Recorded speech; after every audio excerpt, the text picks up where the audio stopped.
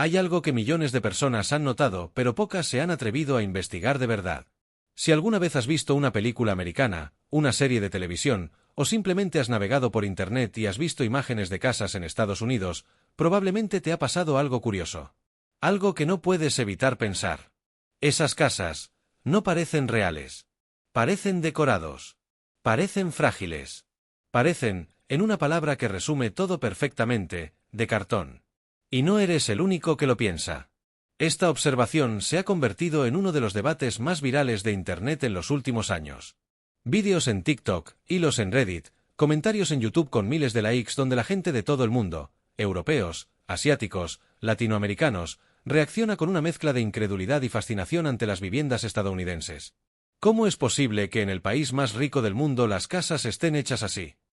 ¿Por qué se destruyen con un tornado? ¿Por qué arden como cerillas? ¿Por qué un simple huracán las borra del mapa? Estas son preguntas legítimas. Y las respuestas son mucho más profundas, mucho más interesantes, y francamente mucho más perturbadoras de lo que imaginas. Porque esto no es un accidente. No es ignorancia. No es falta de dinero.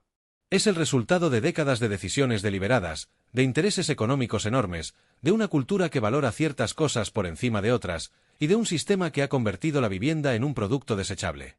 Y cuando termines de escuchar esta historia, no solo vas a entender por qué las casas americanas parecen de cartón.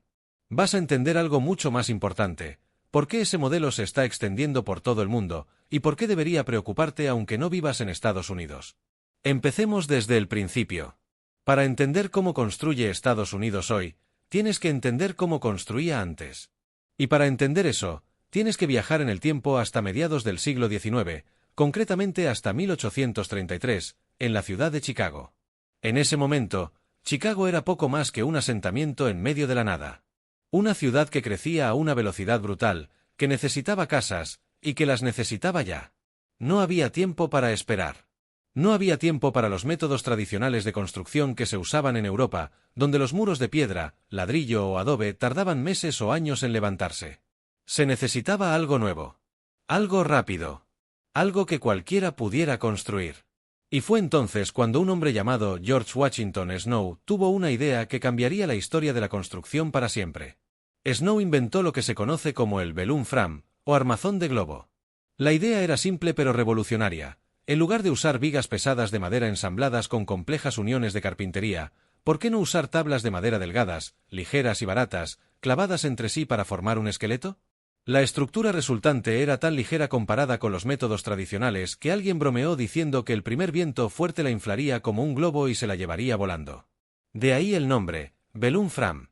La gente se rió. Los carpinteros tradicionales lo despreciaron. Los arquitectos lo miraron con condescendencia. Dijeron que era una locura. Que no duraría. Que cualquier viento decente derribaría esas construcciones de palillos. Pero funcionó. Y funcionó tan bien que en pocas décadas se convirtió en el método de construcción dominante en todo Estados Unidos. ¿Por qué funcionó? Por varias razones que se alinearon perfectamente con el momento histórico. Primero, la madera era abundante en Norteamérica. Había bosques inmensos que proporcionaban madera barata y en grandes cantidades. Segundo, la revolución industrial había abaratado enormemente los clavos de hierro, que antes eran un bien escaso y caro. Tercero, y esto es fundamental, el balloon frame podía ser construido por trabajadores sin formación especializada. No necesitabas un maestro carpintero con décadas de experiencia. Con un martillo, unos clavos y unas instrucciones básicas, cualquiera podía levantar una casa. Y aquí es donde empieza a aparecer el verdadero problema. Porque en el momento en que simplificaste tanto el proceso que cualquiera podía hacerlo, también abriste la puerta a algo peligroso, la posibilidad de hacerlo mal. De hacerlo barato. De hacerlo rápido sin importar la calidad. De construir no para los que van a vivir en la casa, sino para el que la va a vender. Pero eso vendría después. Primero, hay que entender otro momento histórico crucial. La Segunda Guerra Mundial terminó en 1945. Estados Unidos salió del conflicto en una posición que ningún país en la historia había tenido jamás. Era la única gran potencia que no había sido bombardeada, que no había visto sus ciudades destruidas, que tenía su industria intacta y en pleno funcionamiento. Los soldados volvían a casa por millones. Se casaban. Tenían hijos. El famoso baby boom. Y necesitaban casas. Millones de casas. Inmediatamente. Fue en este contexto donde apareció uno de los personajes más importantes y más ambivalentes de esta historia. Un hombre llamado William Levitt. Levitt era un promotor inmobiliario con una visión clara: aplicar los principios de la producción en cadena de Henry Ford, pero no a coches, sino a casas. Crear una línea de montaje de viviendas. Lo que Levitt hizo en Long Island, Nueva York, a partir de 1947 fue algo sin precedentes. Tomó una enorme extensión de terreno agrícola y la convirtió en lo que se conocería como Levittown, la primera ciudad planeada de la era moderna. Pero no era una ciudad en el sentido tradicional. Era un producto. Casas idénticas, construidas con los mismos materiales, con los mismos planos, por equipos de trabajadores especializados que hacían una sola tarea repetidamente, moviéndose de casa en casa como si fueran en una cinta de producción. El resultado fue asombroso en términos de velocidad. En el punto álgido, el equipo de Levitt construía 30 casas al día. 30 casas. En un solo día. Cada una con 2 dormitorios, un baño, cocina equipada y jardín. Por un precio que las familias de clase media podían pagar. Y aquí está la trampa. Aquí está el momento en que algo que parecía un milagro empezó a convertirse en una maldición de largo plazo. Porque Levitt no construía para la eternidad. Levitt construía para vender. Y hay una diferencia enorme entre esas dos cosas. Las casas de Levittown estaban hechas de madera ligera, con aislamiento mínimo, con materiales que eran los más baratos disponibles en el mercado. No había sótano en muchas de ellas. No había materiales nobles como piedra o ladrillo. La fachada era tablones de madera recubiertos con una capa de pintura. Por dentro, paneles de yeso sujetos a ese armazón de madera. La estructura completa era básicamente lo mismo que el balloon frame inventado un siglo antes, simplemente producido en masa con mayor eficiencia. Y la gente las compró. Las compró con entusiasmo, con alivio, con gratitud. Porque eran asequibles, porque eran nuevas, porque tenían jardín, porque representaban el sueño americano hecho realidad. Una casa propia. Un pedazo de América. Pero lo que nadie les dijo, lo que nadie calculó en ese momento, es cuánto iban a costar esas casas a largo plazo. No en el momento de comprarlas, sino en el momento de mantenerlas, repararlas y eventualmente reemplazarlas. Porque aquí está el secreto que la industria de la construcción americana no quiere que sepas. Una casa de madera ligera construida al estilo americano tiene una vida útil mucho más corta que cualquier construcción equivalente en piedra, ladrillo o concreto. En Europa, hay edificios de piedra que llevan en pie 300, 400, 500 años. En Estados Unidos, hay casas de los años 50 que ya necesitaban ser demolidas hace décadas. La madera se pudre. Se infesta de termitas. Se dobla. Se contrae y se expande con los cambios de temperatura. El yeso se agrieta. Los clavos se aflojan. El aislamiento se deteriora. Una casa americana de construcción ligera, bien mantenida, puede durar 80 o 100 años. Pero eso requiere una inversión continua y significativa en mantenimiento. Sin ese mantenimiento, la vida útil se acorta dramáticamente. Y aquí aparece otro elemento de la ecuación que lo complica todo todavía más: el sistema financiero. En Estados Unidos, la vivienda no se ve principalmente como un hogar. Se ve como una inversión. Como un activo financiero. Y los activos financieros tienen una lógica que es completamente diferente a la lógica de un hogar. Un activo financiero vale lo que alguien está dispuesto a pagar por él hoy. No lo que durará mañana. No la calidad de sus materiales. No cuánto va a costar mantenerlo.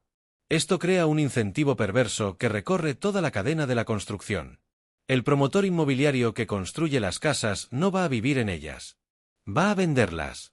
Cuanto más barato las construya, mayor será su margen de beneficio. El comprador que las adquiere espera venderlas en unos años, así que le importa que parezcan atractivas ahora, no que duren 100 años. El banco que financia la operación solo quiere que el valor de la propiedad se mantenga durante el tiempo que dura la hipoteca, típicamente 30 años. Nadie en esa cadena tiene un incentivo real para construir bien. Para construir para durar. El resultado es lo que ves cuando miras esas imágenes de casas americanas. Una estética cuidada, colores bonitos, jardines perfectamente cortados, porches con sillas mecedoras, ventanas con contraventanas decorativas. Pero detrás de esa fachada cuidadísima, una estructura que, si la ves desde dentro durante una construcción, te hace pensar inmediatamente en una caja de madera contrachapada. Porque básicamente eso es lo que es. Pero espera. Porque hay más. Hay algo que hace todo esto todavía más incomprensible, todavía más frustrante. Y es la pregunta que todo el mundo debería hacerse. Si estas casas son tan frágiles, si se derrumban con tornados, si arden como cerillas, si las termitas las comen vivas, ¿por qué no cambian la forma de construirlas? Y aquí llegamos al corazón oscuro de esta historia. La industria maderera en Estados Unidos es uno de los lobbies más poderosos del país. Las empresas que producen la madera, los paneles de OSB, los materiales de construcción ligera llevan décadas invirtiendo cantidades enormes de dinero en influenciar los códigos de construcción, las regulaciones, los estándares del sector. Han conseguido que el sistema esté diseñado exactamente para favorecer el tipo de construcción que ellos producen. Cuando se proponen alternativas más duraderas, el argumento siempre es el mismo: el coste inicial es demasiado alto. Y es verdad que una casa de concreto o ladrillo cuesta más de construir que una casa de madera ligera. Pero ese argumento ignora completamente el coste total a lo largo de la vida del edificio. Ignora el mantenimiento. Ignora las reparaciones. Ignora el consumo energético, porque una casa de madera con aislamiento deficiente es una máquina de perder energía. Ignora el coste medioambiental de demoler y reconstruir. Y aquí viene la parte que más rabia debería darte. Cada vez que un huracán destruye un barrio en Florida, cada vez que un tornado arrasa una calle en Oklahoma, cada vez que un incendio forestal convierte en cenizas cientos de casas en California, ocurre algo que parece una tragedia pero que, desde la perspectiva de la industria, tiene una cara que no se muestra en las noticias. La reconstrucción genera miles de millones de dólares en negocio. Las mismas empresas que producen los materiales baratos que hicieron posible la destrucción son las que venden los materiales para la reconstrucción. Y las reconstruyen exactamente igual. Con los mismos materiales. Con el mismo método. Para que dentro de 20 años, cuando el próximo huracán llegue, el ciclo se repita. No es una conspiración en el sentido dramático de la palabra. No hay una reunión secreta donde ejecutivos malvados planean destruir casas para ganar dinero. Es algo más sutil y más aterrador. Es un sistema de incentivos que hace que destruir y reconstruir sea más rentable que construir bien desde el principio. Y ahora viene la parte que quizás menos esperas. La parte que transforma este problema de eso solo pasa en América en algo que nos afecta a todos. Porque ese modelo, esa filosofía de construir barato para vender rápido, de ver la vivienda como un activo financiero y no como un hogar, de priorizar la apariencia sobre la sustancia, se está extendiendo por todo el mundo. En España, en Francia, en México, en Brasil, en toda América Latina, la burbuja inmobiliaria de los años 2000 produjo millones de viviendas construidas con una lógica idéntica a la americana. No con madera ligera, porque cada país tiene sus tradiciones constructivas. Pero sí con la misma actitud: construir al mínimo estándar que permita la ley, con los materiales más baratos posibles, para maximizar el beneficio del promotor. ¿El resultado? Edificios que con 20 años ya necesitan reformas profundas. Fachadas que se agrietan. Aislamientos que fallan. Instalaciones que envejecen prematuramente. La diferencia entre una casa americana de madera y un apartamento europeo de hormigón mal construido no es tan grande como parece. Ambos son síntomas del mismo mal, un sistema donde la vivienda es un producto financiero antes que un lugar donde vivir. Pero volvamos a Estados Unidos, porque hay detalles de la construcción americana que merecen ser descritos con precisión para que entiendas exactamente de qué estamos hablando. Cuando se construye una casa americana típica, el proceso empieza con una cimentación. Hasta ahí, todo normal. Pero luego viene algo que sorprende a cualquier europeo que lo ve por primera vez: el armazón. Los constructores clavan tablones de madera de 2 por 4 pulgadas, llamados 2x4 en inglés, para crear el esqueleto de la casa. Estos tablones son literalmente tablones de madera de pino tratado, del tipo que en Europa usarías para construir un cobertizo en el jardín o una valla. Son ligeros, baratos, fáciles de manejar. Un equipo de 4 personas puede levantar el armazón completo de una casa en un día. Sobre ese armazón se clavan paneles de OSB, que son básicamente virutas de madera prensadas con pegamento. Sobre los paneles, una capa de membrana impermeable. Y sobre eso, el revestimiento exterior. Puede ser vinilo, que es plástico, puede ser fibrocemento, puede ser tablones de madera. Y encima, pintura. Por dentro, el proceso es similar. Al armazón de madera se le añade aislamiento de lana mineral o espuma, y luego se cubren las paredes con paneles de cartón yeso, conocidos como drywall. El drywall es exactamente lo que parece: una capa de yeso comprimido entre 2 capas de cartón. Pesas el panel con una mano y te da la sensación de que no puede estar sosteniendo una pared real. El resultado de todo esto es una casa que, si le das un puñetazo en la pared, suena a hueco. Porque está hueca. Entre el exterior y el interior hay un espacio vacío, relleno de aire y algo de aislamiento, sostenido por esos tablones de madera de 2×4. Ahora imagina lo que le pasa a esa estructura cuando llega un tornado categoría 3. O cuando se le acerca un incendio forestal.